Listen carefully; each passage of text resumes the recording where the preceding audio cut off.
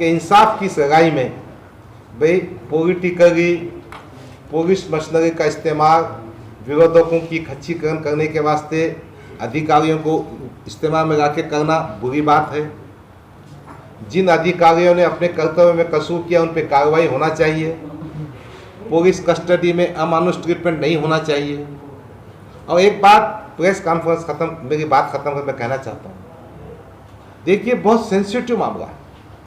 Police department law and order का custodian है, अगर उस पर विश्वास टूट जाएगा तो अच्छी बात है। एक इंस्टीट्यूशन है, उस इंस्टीट्यूशन पे हमारा विश्वास होना चाहिए, और ये जो कृत्य है इससे विश्वास टूटता है। डॉक्टर अब्दुल गफ्फार कादरी साहब जो है तो आप लोगों के दरमियान मुखातिब होंगे। अभी एक प्रेस नोट आप लोगों को दी जा रही है, उसको पढ़ने के बाद भी आप कुछ सवाल कर सकते हैं तो आप कर सकते हैं। आप तमाम लोगों का इस्तकबाल है सर। डॉक्टर साहब मुखातिब होंगे आप लोगों से। ये जो पत्रकार परिषद है, ये पत्रकार परिषद का जो हमने प्रेस नोट बनाया है वो भी आपके हाथ में हो तो बेहतर होगा। ये पूरी पत्रकार परिषद में हम 3 घटनाओं को हाईलाइट करना चाह रहे हैं। 3 घटनाएं वो हैं जिससे हमको ये एहसास होगा कि कहीं ना कहीं पुलिस का मामला ठीक ठाक नहीं है। पहला जो हमने इंसिडेंट उसमें कोट किया है वो है मुंब्रा करवा, जो थाना डिस्ट्रिक्ट में आता है। मुंब्रा में हमारे पार्टी के जो शहर अध्यक्ष है और थे सरफराज मुश्ताक पठान उर्फ सैफ पठान, उन पर तरीपार की नोटिस दी गई। ये तरीपार की नोटिस देने के बाद हमने डीजीपी, होम मिनिस्टर और मुख्यमंत्री के पास गुजारिश की, क्योंकि वो तरीपार की नोटिस का जो हमने निवेदन दिया वो पेज नंबर 1 पर है। देखिए आप देखिए हमने जो निवेदन दिया है उसका subject matter is that, request to inquire and take appropriate action about framing of false criminal cases against Saif Pathan and harassment to him by the police authorities of Mumbra Karwa at the behest of Mr. Jitendra Awar, the Housing Government Minister, Government of Maharashtra. अब आप page number 2 पे आइए और उसका paragraph number 4 देखिए। थोड़ा देख लीजिए पेज नंबर 2 का paragraph. Please find enclosed here with a complaint filed by Mr. Saif Pathan addressed to Police Commissioner Thane about harassment and political influence by police officer, and also asking him to surrender before Mr. Jitendra Awar. The copy of the complaint is also enclosed. It is a serious matter. It appears that the FIRs are registered mechanically. Even in-camera statement of 2 persons appear to have been fabricated, and even if all the complaints in the in-camera statements are taken true, then also this material cannot be a foundation of the notice of externment. Dialogue of Assistant Commissioner of Police with Saif is sufficient proof of the political influence of Mr. Jitendra Awar. तो हमारा सैफ के मामले में ये कहना था कि महाराष्ट्र के जितेंद्र अवार साहब जो समता की, बांधवता की, न्याय की बात करते हैं, जो शिवाजी महाराज का, ज्योतिबा फुले का, शाहू महाराज का नाम लेते हैं, एक बेगुनाह एमआईएम के अध्यक्ष को फंसाने का षड्यंत्र किया। और ये शिकायत हमने कहाँ दी? होम मिनिस्टर के पास, मुख्यमंत्री के पास, डीजीपी के पास। इस शिकायत पे कुछ नहीं हुआ। सैफ पठान को तरीपार कर दिया गया। तरीपार की जो घटना होती है, जो नोटिस तरीपार होने के बाद उसकी अपील विभागीय आयुक्त के पास होती है। सैफ पठान विभागीय आयुक्त के पास गया, वहाँ उसकी अपील फेटाल दी गई। उसकी होती है फिर बॉम्बे हाई कोर्ट में रिट। तो बॉम्बे हाई कोर्ट में रिट हुई। वो रिट का जजमेंट का एक ही पैराग्राफ में पढ़ के सुनाता हूँ। जो पेज नंबर जजमेंट जो आया, जो पेज नंबर 7 पर है, उसके लाइन नंबर 1, 2, 3, 4, 5, 6, 7, 8, 9, 10, 8 पे पढ़िए। At the behest of local politician for opposing various irregularities and corruption in local administration. उसके बाद आप आइए पेज नंबर 11 पर और पैराग्राफ नंबर 12 देखिए। 12 नंबर पैराग्राफ में हाई कोर्ट ने कहा, in the light of discussions in the foregoing paragraphs after a careful perusal of the orders passed by the apparent authority, we have noticed that the apparent authority has mechanically endorsed the findings recorded by the Deputy Commissioner of Police। और ultimately high court ने सैफ पठान का तरीपार cancel कर दिया। मेरा कहना यह है, police machinery state government के अंडर में आती है। मेरा कहना यह है कि ब्रिटिश राज में पुलिस मशीनरी को मुखालिफिन के खिलाफ, फ्रीडम फाइटर के खिलाफ इस्तेमाल किया जाता है। तो महाविकास आघाड़ी, उनके मंत्री जितेंद्र आवाल साहब हमारे मुबरा करवा के सैफ पठान को पॉलिटिकली खमीज करने के लिए झूठे क्रिमिनल केसेस में फाड़ रहे हैं। इसलिए हमने इसमें आखिर फर्स्ट पेज पे लिखा है, ए पेज पर, आमच्या या पत्रकार परिषद मार्फत माननीय मुख्यमंत्री, माननीय गृहमंत्री यांच्याकडे मागणी आहे की पोलीस यंत्रणेचा उपयोग विरोधकांची खच्ची करण्यासाठी येऊ नये आणि आम्ही हे प्रकरण तुमच्यासमोर मांडलं। यामध्ये चौकशी करून कर्तव्यात कसूर करणाऱ्या पोलीस अधिकाऱ्याविरुद्ध कारवाई करण्यात यावी। This is one issue. Politically influence में आके अधिकारी जो काम कर रहे उनके खिलाफ चौकसी होना और दोषी ठहरने के बाद कार्रवाई होनी चाहिए। This is one. अब दूसरा जो विषय है, दूसरा विषय इससे सीरियस है। दूसरा विषय है, यवतमाल डिस्ट्रिक्ट में एक गांव, एक तालुका है धारवा। मैं उसका थोड़ा पार्श्व भी बता देता हूँ। ये जो धारवा, उसके जो धारवा के जो एमएलए हैं वो शिवसेना के संजय राठौड़ जी हैं, वो माजी वन मंत्री हैं।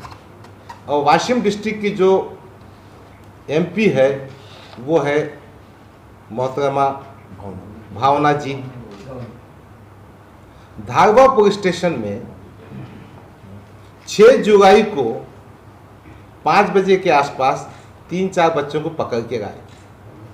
उसमें से एक बच्चे को इतना पीटे कि उसकी मौत हो गई।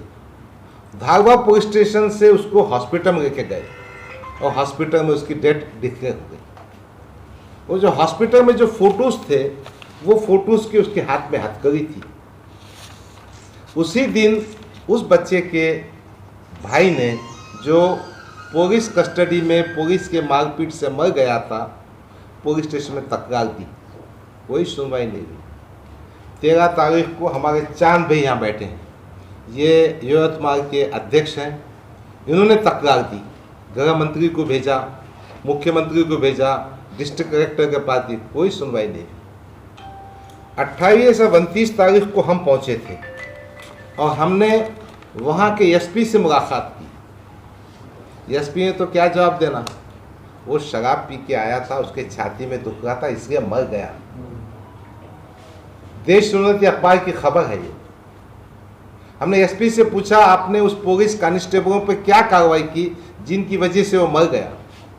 एसपी ने कहा नहीं, कुछ नहीं किया, हमने हेडक्वार्टर को अटैच कर दिया। हमने कहा उन पे 302 का गुना दाखिल होना चाहिए, सोचेंगे देखेंगे सीआईडी के पास दिया हुआ है।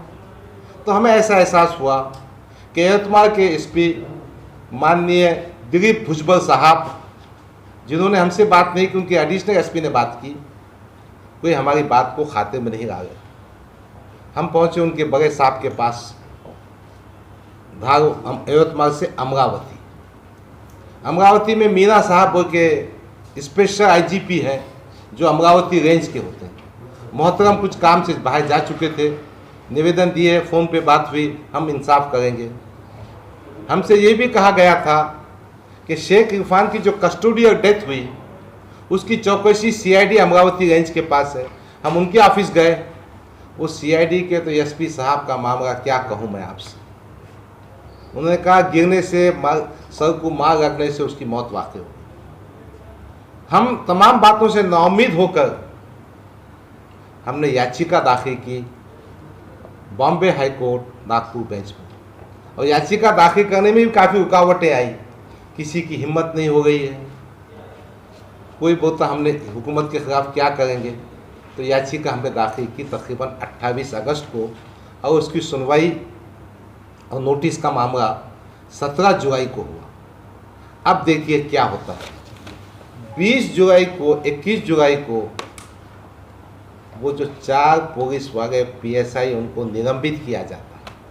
क्या किया जाता है? उनको सस्पेंड किया जाता है। सस्पेंड किया जाता है 21 सितंबर। भाई सही आपने दुरुस्त किया। फिर 27 सितंबर को उन पर 302 का मुकदमा दाखिल किया जाता है।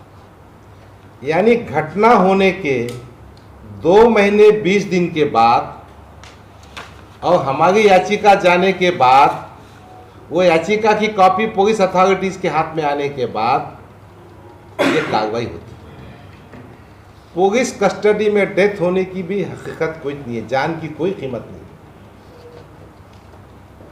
हमने हमारी याचिका में, अब आइए पेज नंबर 32 पर,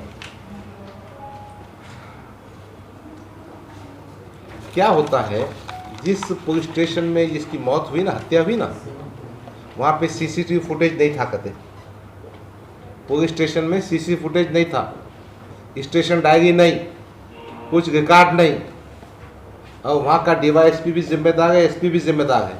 तो हमारा कहना यह है कि एक हायरार्की होती है। जो पुलिस स्टेशन में इस किस्म का कारोबार हो रहा है, उसको जो सुपरवाइजरी स्टाफ है वो भी जिम्मेदार है। तो हमने हमारी याचिका में एफ में किया है कि by issuing necessary direction to the respondent number 1 and 2, action be taken against all erring officers who were negligent and supported accused persons by misleading media as well as the family members of deceased and society at large. तो अब गुनाह दाखिल हो गया है, वो कर्मचारी police के निलंबित हो गए हैं। याचिका के परिणाम पर, MIM की याचिका पर, और हमारी अब गवर्नमेंट से क्या मांग है? This matter should go on fast track number 1। The family of the deceased, उनको 25 लाख का मुआवजा देना चाहिए और उनको खानदान के किसी आदमी को नौकरी देना चाहिए। मैं पत्रकार बंधुओं से ये बात बहुत जिम्मेदारी से शेयर करना चाहता हूँ कि वो जो फैमिली है इरफान की, वो भंगी समाज के लोग, वो बहुत गरीब है। उन्होंने हमसे बात करने की हिम्मत भी नहीं की। वहाँ पर जो सबसे ज़्यादा अच्छा काम किया, ये हमारा चांद भाई है, हमारा इरफान भाई है, इन्होंने हमको बताया। और मैं ये बात और कहना चाहता हूँ, ये पूरी कार्रवाई में हमारे मराठवाड़े के जो अध्यक्ष है और कुछ विदर्भ डिस्ट्रिक्ट के जिम्मेदार हैं, प्रदेश के जनरल सेक्रेटरी है फिरोज गागा साहब हमारे साथ थे, हमारे रियाज भाई कोऑर्डिनेटर हमारे साथ में थे, MIM की पूरी टीम हमारे साथ में थी। तो कहीं ना कहीं ये बात हो पाई है। तो अब धारवा के प्रकरण में हमारी मांग ये है कि उसके ख़ानदान को 25 लाख का मुआवजा दिया जाए।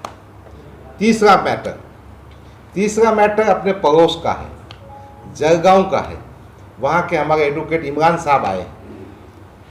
जलगांव में 10 सितंबर को एक बच्चे को, उसका नाम भी इत्तेफाक से क्या है, मुजफ्फर अली,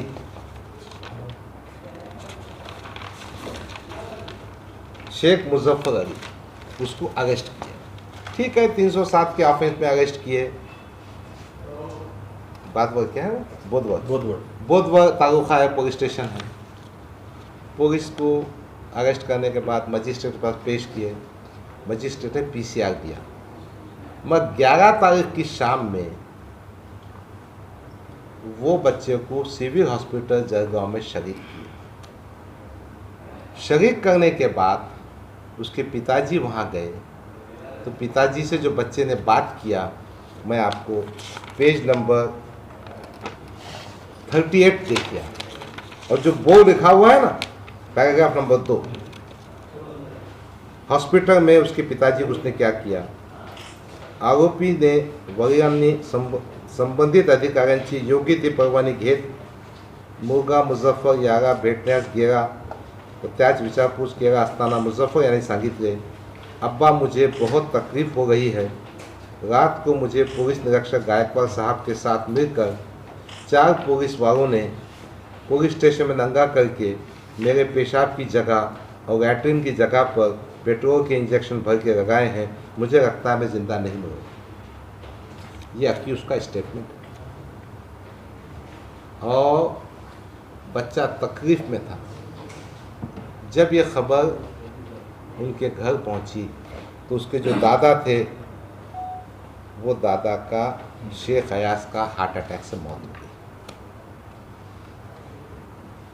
पुलिस कस्टडी में इल ट्रीटमेंट करना, पुलिस कस्टडी में अमानुष बर्ताव करना मोस्ट हीनस क्राइम, और इसको बहुत गंभीरता से लेना चाहिए। और किसी के खानदान में किसी की मृत्यु होती है, वो भी बुरी बात है।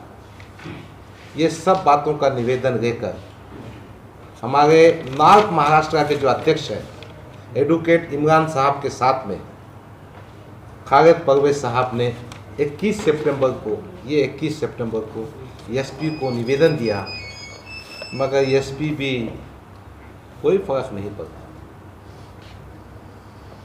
उन्होंने कोई कॉग्निजेंस नहीं लिया।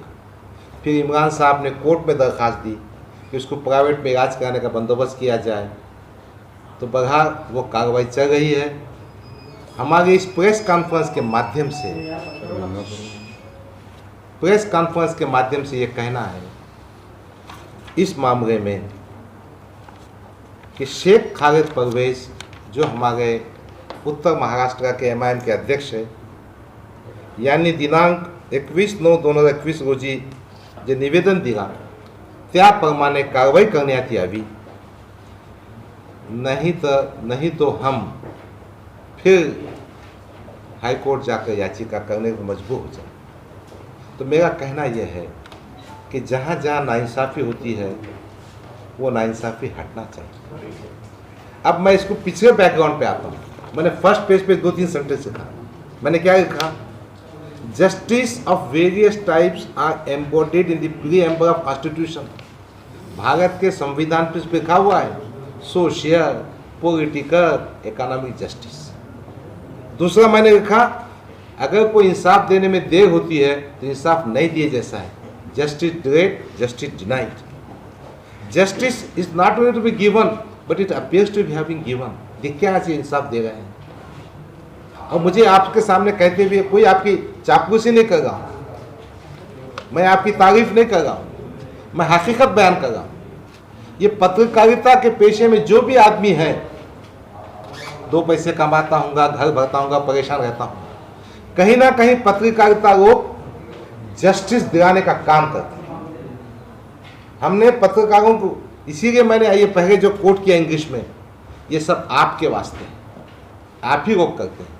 आपको ये सब बातें सुनाना जरूरी इस वास्ते है कि इंसाफ की सगाई में भाई पॉलिटिकली पुलिस मशीनरी का इस्तेमाल विरोधकों की खच्चीकरण करने के वास्ते अधिकारियों को इस्तेमाल में लाके करना बुरी बात है। जिन अधिकारियों ने अपने कर्तव्य में कसूर किया उन पर कार्रवाई होना चाहिए। पुलिस कस्टडी में अमानुष ट्रीटमेंट नहीं होना चाहिए। और एक बात, प्रेस कॉन्फ्रेंस खत्म, मेरी बात खत्म कर मैं कहना चाहता हूँ, देखिए बहुत सेंसिटिव मामला है।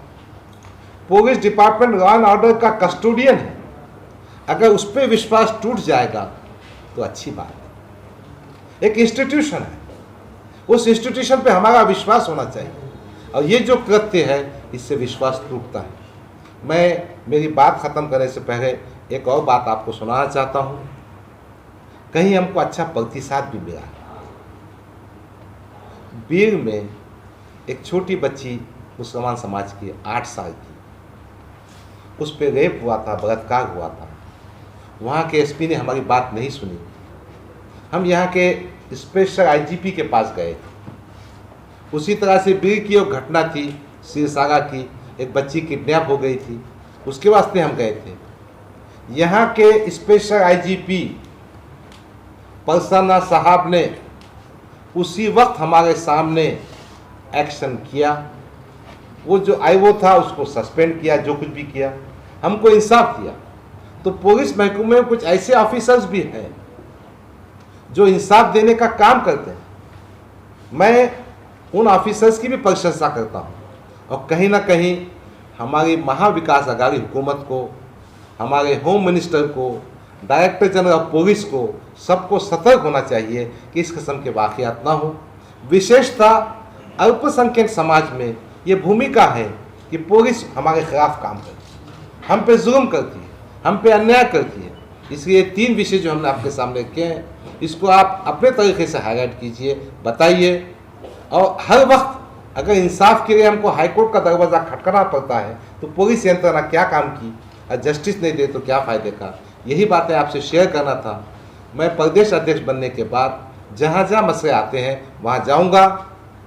मुसलमान की बात नहीं, MIM पार्टी में फिरोज भाई की मौजूदगी में, शारिक नक्शबंदी के मौजूदगी में, इमरान की मौजूदगी में, अयूब भाई के, हमारे तमाम साथियों कहना चाहता हूँ, हम जाएंगे, इंसाफ दिलाने की कोशिश करेंगे। यही हमारी भूमिका है, यही हमारे अध्यक्ष बैरिस्टर असदुद्दीन अवैसी का आदेश है। हम काम करते रहेंगे। मैंने जो कहना था कह दिया। आप में से जिसको जो पूछना है